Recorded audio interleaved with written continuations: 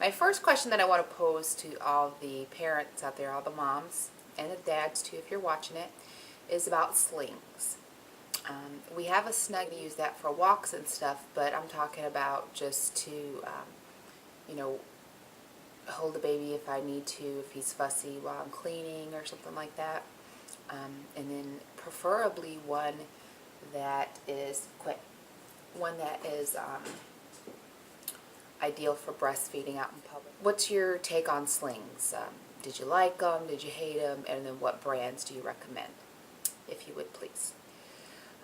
So this week we went to a childbirth class and hospital tour, and that was fun. Learned a few things. Learned how to time contractions, to feel, for AJ, to feel the top of my uterus. I think it's called the fundus. And he can tell the severity of my contractions by your nose, which is mild, your chin, which is moderate, and your forehead, which is severe. So that's what I'm sitting on. Was this ball. We talked about it. We talked about some symptoms of pregnancy. Excuse me.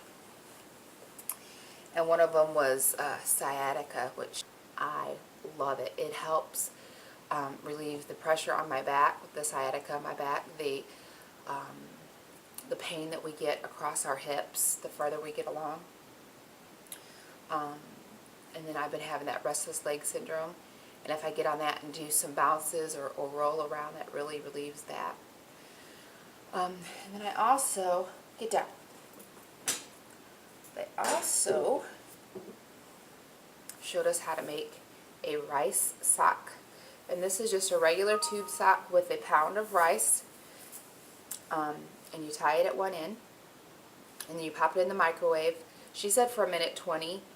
Our microwave is really good, so a minute 20 was really too hot. A minute was not enough, so like a minute 10 seconds is where we've came to a happy medium.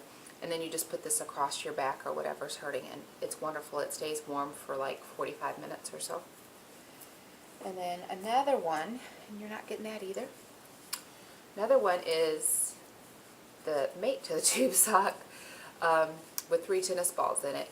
And you put this across wherever you're having the pain, and the, what's it called?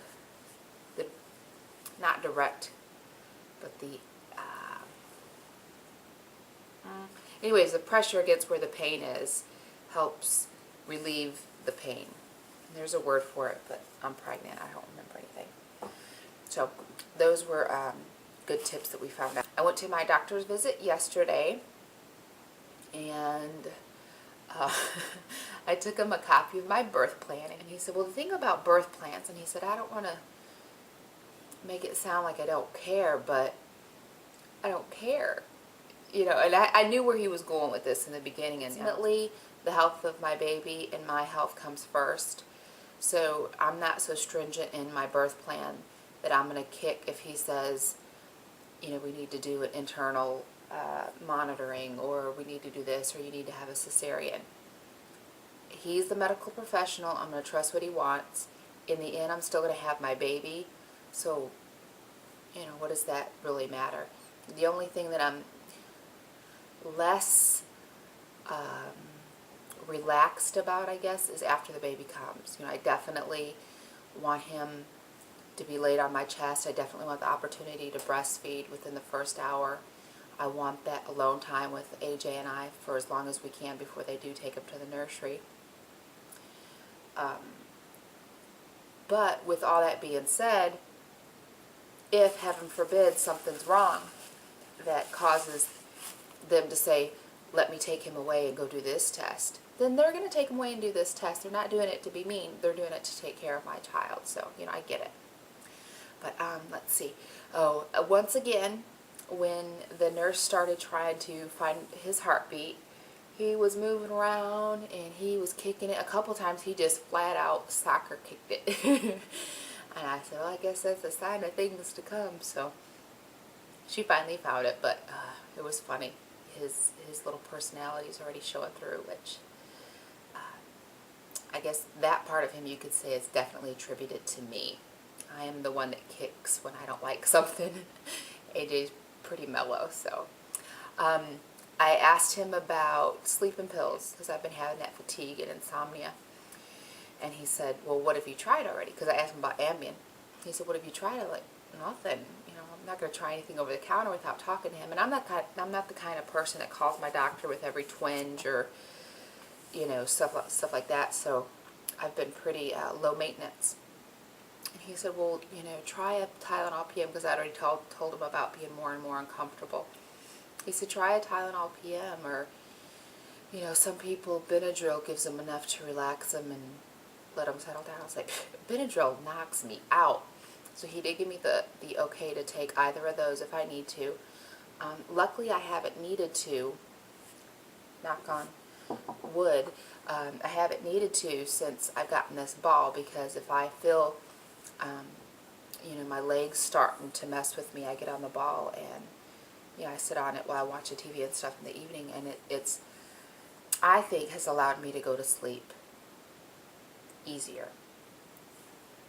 We'll see. But I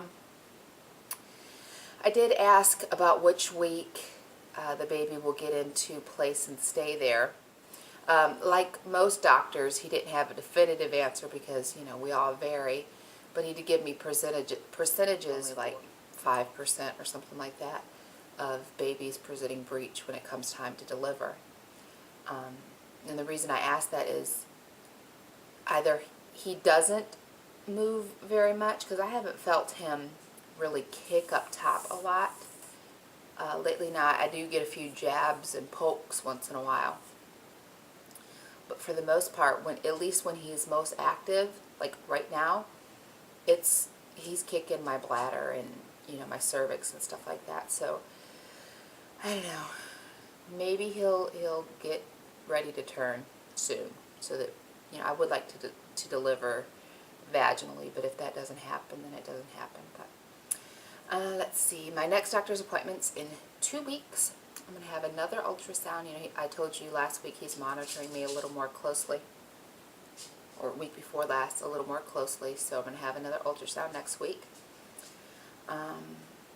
My baby shower is Sunday, and I can't believe it. My baby shower. Like, I still feel like an imposter in so many ways, because I've tried to get pregnant for so long. You know, but there really is a baby in there, and it's really mine. It's gonna come out, and this really is my baby shower. So I don't know, it's weird, but I'm looking forward to that. Our nursery started being painted last night. A friend of ours came over to do it. AJ does not paint. He's tried, but he's good at a lot of things, but painting is not one of them. So they got started on that, and he's gonna come back and finish it hopefully before Sunday, before the shower. See, oh, yesterday was the first time that a stranger touched my belly, and it didn't freak me out as much as I thought it would. Maybe because she was a nurse. When we went to the doctor for AJ, the nurse touched my belly. So I'll show you what what Giovanni has been going crazy over. You guys know, or most of you know, that we're decorating the nursery in frogs. And we found this frog the other day. He's so cute. At Goodwill, which is a gastric bypass patient's best friend for clothes. So we found him. And it matches, no, not for dogs. It matches our frog so well.